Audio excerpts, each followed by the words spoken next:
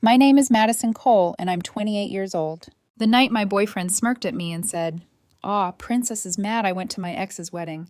Something very small and very tired inside me folded up her apron, untied it carefully, and walked out of the version of me that still believed love meant ignoring obvious red flags. The worst part was how casual he sounded, like he was describing the weather. No malice, no drama.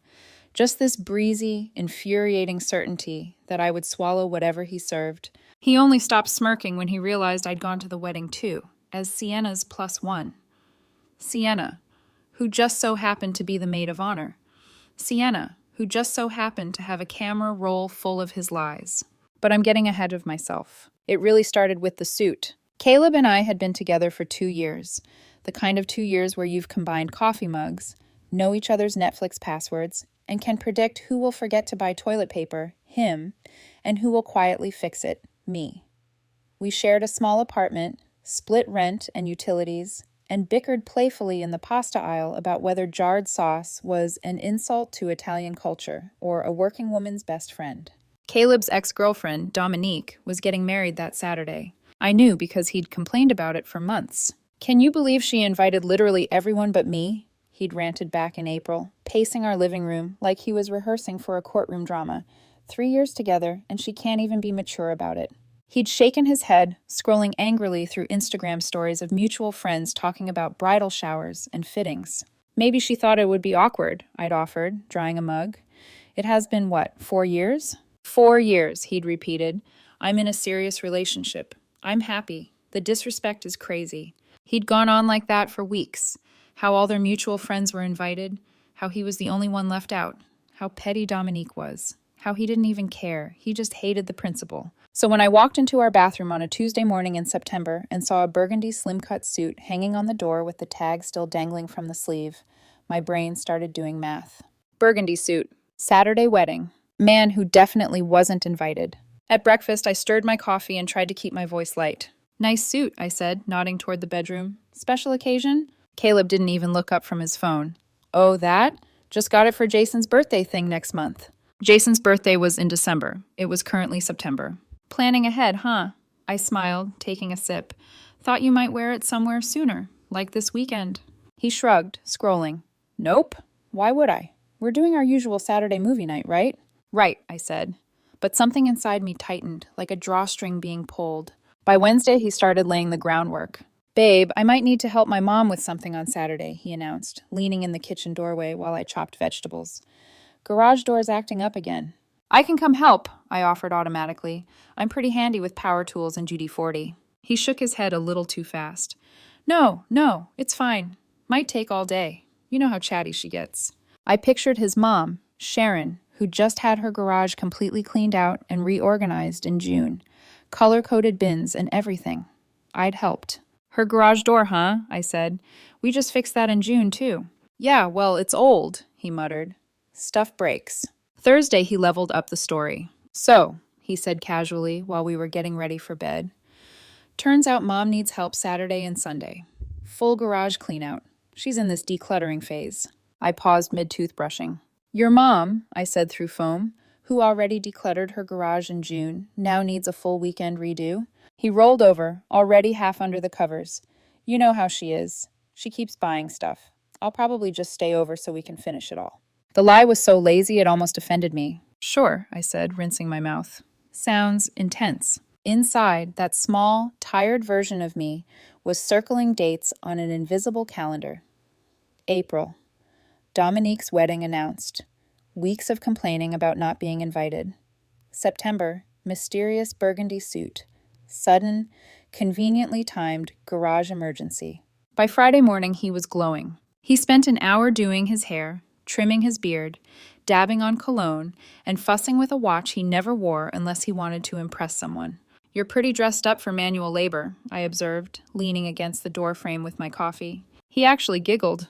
Caleb, 29 years old, giggled. "Aw, Princess is mad I'm spending the weekend at my mom's," he teased. "Don't worry, I'll send you a selfie with a trash bag." "Not mad at all," I said, and weirdly, in that moment, I meant it. Because Wednesday night, while he'd been in the shower humming off key, I'd done something I didn't usually do. I'd gone digging, not through his pockets, through his past. I found Sienna on Instagram first. We'd met a couple of times at parties back when Caleb and Dominique still moved in the same friend circles. Sienna was Dominique's younger sister and, as far as I remembered, the maid of honor. She'd always seemed sharp, funny, and distinctly unimpressed with Caleb. I stared at her profile picture for a long time before finally typing, "Random question, is Caleb invited to Dominique's wedding?" She replied 3 minutes later. "Lol, why? He begging you to be his plus one?" My stomach nodded. "Something like that," I typed. Sienna's next message came in fast. "He's definitely invited. Has been since day one. RSVP'd yes last month." I stared at those words until they blurred. "He told me he wasn't invited. I sent." Said she was being petty. "Lol, classic Caleb," she replied. "Let me guess. He's helping his mom this weekend?" My heart hit the floor. "Garage cleanout," I wrote. "Apparently takes 2 days." "Oh my God," Sienna responded. "Want to know something funnier?" "Please." "He RSVP'd solo. Didn't even put you down as his plus one." That one stung more than I expected. Heat flashed behind my eyes. "Oh," I answered. "Cool." There was a pause, then, "Hey," Sienna wrote. "I don't have a plus one. Want to come see this train wreck in person?" I stared at my phone, at Caleb's suit hanging on the closet door, at the mental version of Dominique in a white dress. "Seriously?" I asked. 100%, Sienna replied. "Dominique won't care. She's over him. I mostly just want popcorn." I let out a breath I hadn't realized I'd been holding. "You know what?" I typed. "Yeah, I'm in." Saturday, just after noon, Caleb left with an overnight bag and that burgundy suit in a garment bag. He kissed me at the door like everything was completely normal. "Have fun at your mom's," I said, opening the door for him. "Aw, look at you, being all supportive," he said, brushing a hand along my jaw. "See you Sunday, babe. Love you." "Love you too," I murmured. I waited exactly 1 hour after he pulled out of the parking lot. Then I got ready. Navy dress. Simple, clean lines. Hair in soft waves. Light makeup. Just enough to say, I tried, but not, I'm here to win. At 3:30, Sienna pulled up to my building, rolling down the window with a grin. She looked incredible in a deep green maid of honor dress, the color making her eyes look almost unreal. "You sure about this?" she asked as I slid into the passenger seat. I fastened my seatbelt. Beyond sure. The ceremony was beautiful. Dominique walked down the aisle on her father's arm, veil shimmering, bouquet of white and blush roses in her hands. Her groom, Ian, looked like every Pinterest board wedding dream. Nervous, in love, eyes only for her. And there, in the third row on the groom's side, was Caleb. Burgundy suit, perfectly tailored. No date beside him.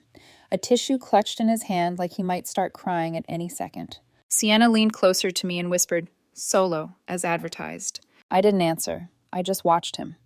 Watched the way his gaze clung to Dominique like he was replaying their entire relationship in his head. Watched the little flinch when she said "I do" to someone else. We made it through the vows, the kiss, the recessional, the applause, the photos. The real show started at the reception. Cocktail hour hummed with small talk and clinking glasses. Fairy lights wrapped around columns, candles flickering on high-top tables, soft jazz spilling from speakers. Dominique and Ian disappeared with the photographer, and guests milled around, reconnecting with old friends, taking selfies, laughing too loudly. Caleb moved through the room like he owned it, hugging people, throwing his head back in fake laughter, checking his reflection in every reflective surface. Then he saw us, or more specifically, he saw me. The color drained from his face, then flooded back in a violent, blotchy red. Sienna lifted her glass and called out brightly, "Hey, Caleb! Didn't know you were coming." He walked over like his shoes were made of wet cement. What are you doing here?" he stammered, eyes flicking between me and Sienna. "I'm Sienna's plus one," I said, my voice calm in a way that surprised even me. She didn't have anyone, and I figured, why waste a Saturday night alone? Since you're at your mom's. A couple of nearby heads turned just enough to catch the words. You don't understand," he sputtered. "Help me," I said softly. "What part am I not understanding? That you lied about not being invited? That you RSVP'd solo? That you're here crying at your ex-girlfriend's wedding while I'm supposedly at home watching Netflix?" His jaw flexed. His eyes darted around, noticing the growing ring of people who were suddenly very interested in their drinks. "Can we talk outside?" he hissed. "Please." "No thanks," I said, picking up a canapé from a passing tray. "I'm enjoying the party. Great venue, right?" "You're being ridiculous," he snapped. "I only came to support mutual friends." Sienna snorted softly. You literally asked Dominique last month if she ever thinks about what could have been. Caleb whipped toward her. That was taken out of context. The context, Sienna said sweetly, was you drunk texting her at 2 a.m. I've seen the screenshots. His mouth opened and closed soundlessly. Then came the tears, not full sobbing, just the shiny, watery eyes of a man realizing his script has been rewritten without him. Of course you'd humiliate me at a wedding, he whispered. I'm literally just standing here, I replied. You're the one who lied about a garage cleanout. He tried one last tactic. He stepped closer, lowering his voice to that soft, coaxing tone he used when he wanted me to forget my own boundaries. Baby, please, this is embarrassing. Let's just go. You go, I said, taking a sip of my drink. I'm Sienna's date. It would be rude to leave. His face hardened. You're doing this to hurt me. No, I said. I'm doing this because Sienna invited me. You're here to what, exactly? Pine over your ex? That's when Dominique herself floated past us on her way back from photos, Ian at her side and a glass of champagne in her hand. She glanced over, eyebrows knitting. Everything okay here? She asked. Congratulations, I told her, offering a genuine smile. It was a beautiful ceremony. Thanks, Ian said warmly, shaking my hand. Sienna, glad you brought someone cool. He looked at Caleb, hesitation flickering in his eyes. You all right, man? You look like you swallowed a bee. He just realized I'm here, I explained. He told me he was spending the weekend helping his mom clean her garage. Ian's eyebrows shot up. Dominique winced. Oh, Ian said. Yikes. Caleb glared at me like I'd just detonated a bomb. Maybe you should take a walk, Dominique suggested, delicately. I'm fine, Caleb snapped. I'm here for you as a friend. Right, Ian said slowly. Well, I'm going to go find my wife. Speech is soon. They escaped. Smart people always know when to exit the scene. Caleb grabbed my arm. We're leaving. Now. I gently removed his hand. I told you, I said. I'm staying. You can do whatever you want. His eyes burned into mine. If you don't leave with me right now, he said, voice low, we're over. I felt that invisible woman inside me stop, turn, and really look at him one last time. Okay, I said, we're over. He stood there for a heartbeat, stunned, like he hadn't actually expected me to call his bluff. Then he turned on his heel and stormed off into the crowd. 20 minutes later, during Sienna's speech, which was genuinely hilarious, my phone started buzzing nonstop in my clutch. I slipped it to silent, lifted my glass, and laughed along with everyone else. For the first time in a long time, I felt something unfamiliar and sharp bloom in my chest. It took me a second to recognize it. It was relief. Sunday was a trip. I got home from the wedding a little after midnight. Sienna had dropped me off with a box of leftover macarons and a wicked grin. Text me if he shows up, she'd said. I want front row seats. I'd laughed, but when I shut my apartment door behind me, the silence hit different. The glitter of the reception, the music, the clink of glasses, it all dropped away. I kicked off my heels, peeled out of my dress, and stood in the middle of my living room in an oversized t-shirt, staring at nothing. My phone buzzed on the coffee table, then buzzed again, and again, and again. When I finally picked it up, I had to scroll just to get to the top. 73 texts, 31 missed calls. The messages were a flawless speed run through every stage of emotional damage control. We need to talk. This isn't funny. Answer your phone. I can't believe you did that to me. You embarrassed me in front of everyone. You ruined the wedding. If you loved me, you wouldn't have come. Princess, please, just talk to me. I was going to tell you. You overreacted. You're being insane. I'm sorry. I messed up. Can we fix this? I love you. Please.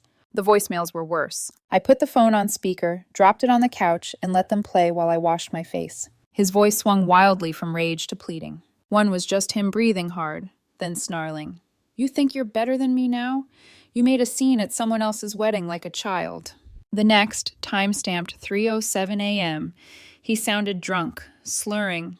Mads, baby, please pick up. I love you. I was confused, okay? Don't do this to us. The whiplash should have hurt. Instead, I just felt this numb, steady quiet inside. By the time voicemail number 11 finished with a hoarse, "You're throwing everything away," I'd brushed my teeth, folded my dress over a chair, and turned my phone face down. Maybe, I told the empty room, I'm finally not. Sunday afternoon, my Ring camera chimed. I pulled up the live feed and saw him. Caleb, standing outside my apartment door, eyes bloodshot, hair messy, holding a cardboard box in both hands. He looked smaller somehow, like the suit had been part of his skeleton, and now that it was gone, he'd lost structure.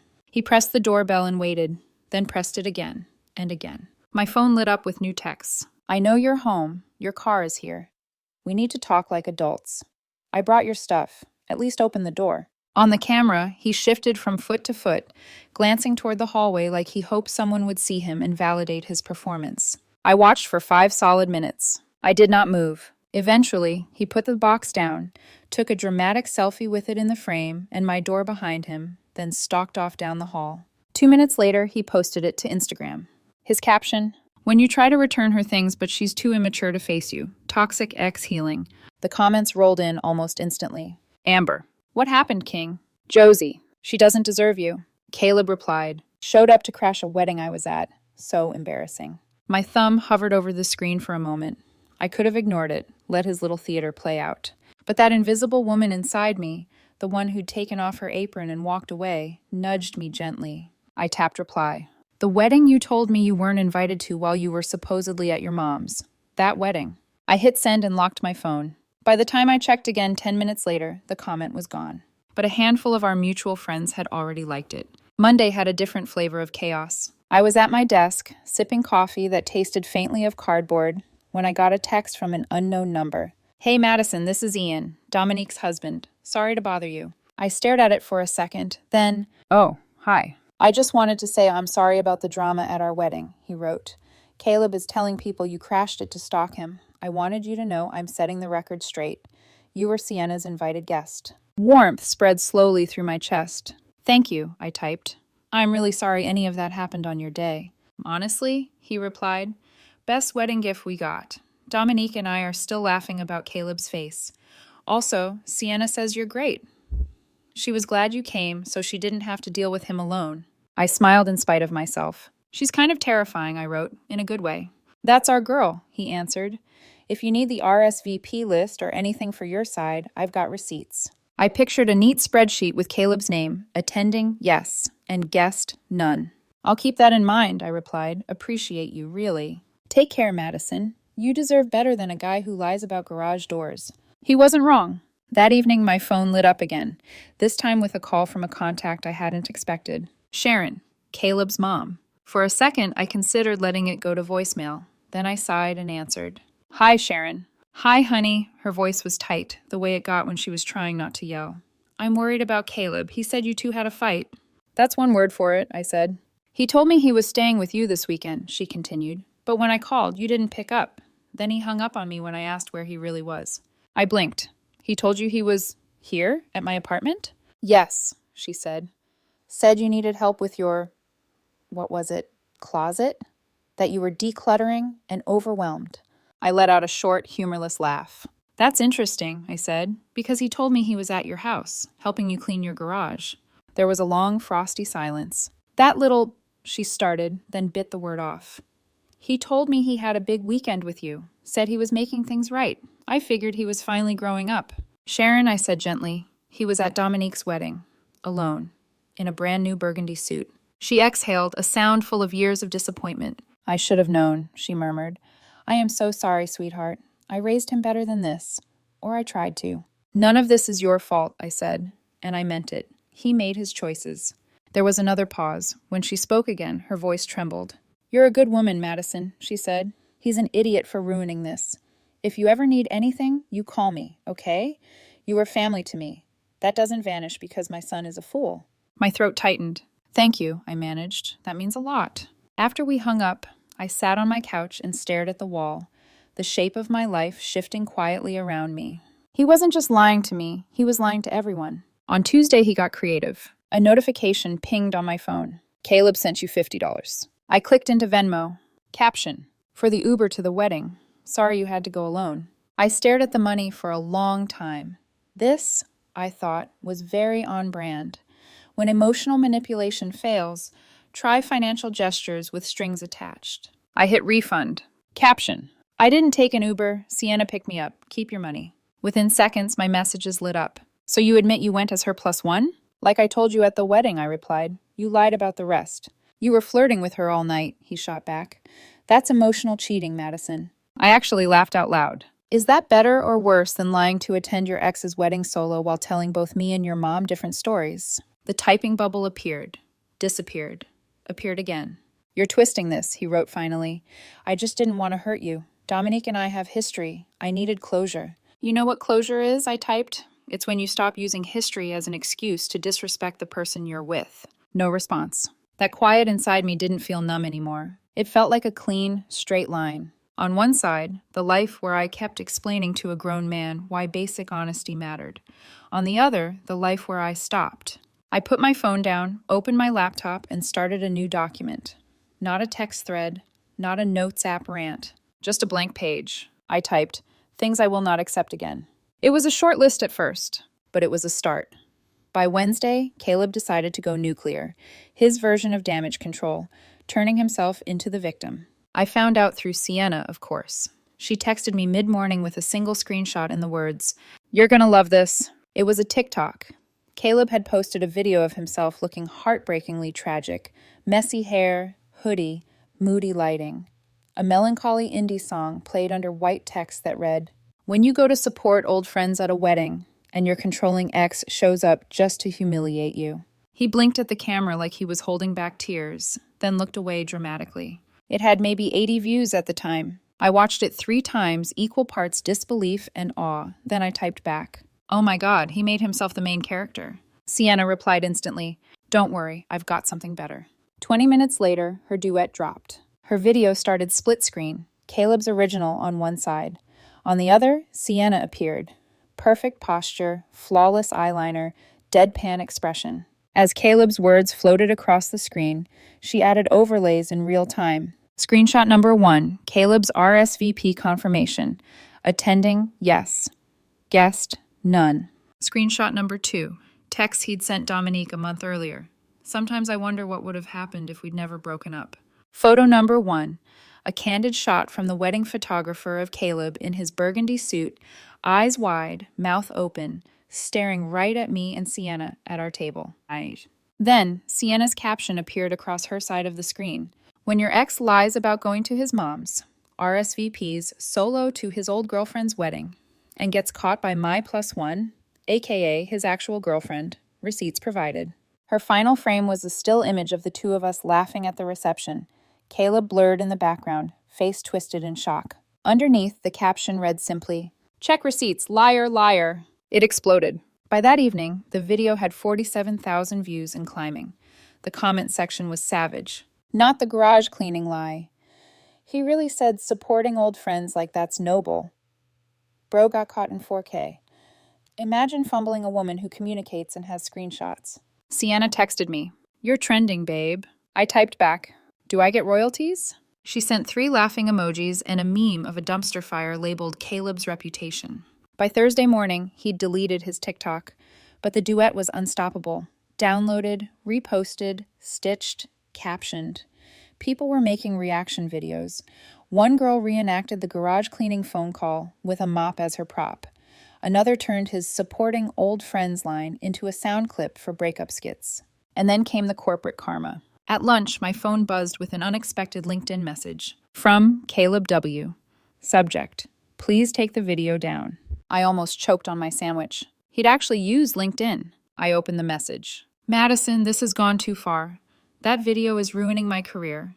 You know I work in social media management. My boss saw it. It's unprofessional and defamatory. Please tell Sienna to delete it." I sat back in my chair and read it twice. Then I typed, "You lied to me, to your mom, and to half your friend group. The internet didn't ruin your reputation. You did." I hit send and closed the tab. Friday morning, I woke up to silence. No calls, no texts, no drama. Just sunlight through the blinds and a feeling like I'd been underwater for 2 years and finally surfaced. Then, around noon, a text came in from an unknown number. "Can we please just talk? I know I messed up, but this has gone too far. I lost a client because of that video. This is ruining my life." I stared at the screen for a long time before replying once. "You ruined your own life when you chose to lie. I just stopped enabling it. Don't contact me again." Delivered. Read. No reply. And just like that, the noise stopped. Over the next few weeks, I started hearing fragments of Caleb's unraveling through mutual friends. Apparently, 2 of his biggest clients in the marketing firm dropped him after seeing the viral TikTok.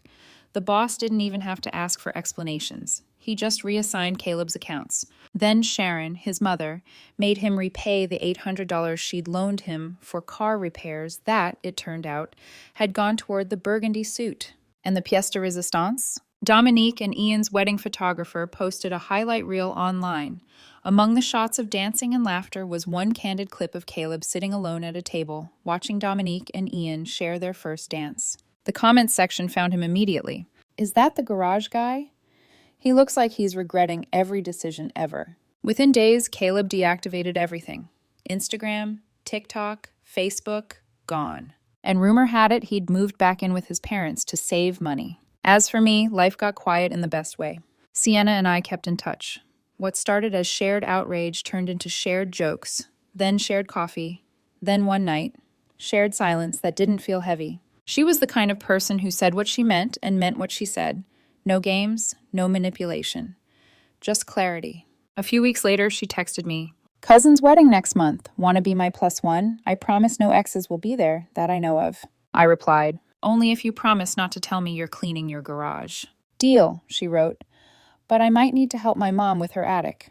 "Don't push it," I sent back. Looking back, I think the real betrayal wasn't that Caleb went to the wedding. It was that he built an entire fiction around it, expecting me to shrink myself small enough to fit inside it. He forgot one thing. Once someone learns to see through you, they can't unsee it. So yeah, maybe I showed up where he didn't expect me. Maybe I embarrassed him. Maybe I finally stopped auditioning for basic honesty. If there's a moral here, it's this. If your partner suddenly needs to help with manual labor on the exact weekend their ex is getting married, don't just believe the story. Go check the garage yourself. Oh, and if you do catch them, make sure someone's filming. You never know when karma's going to need receipts.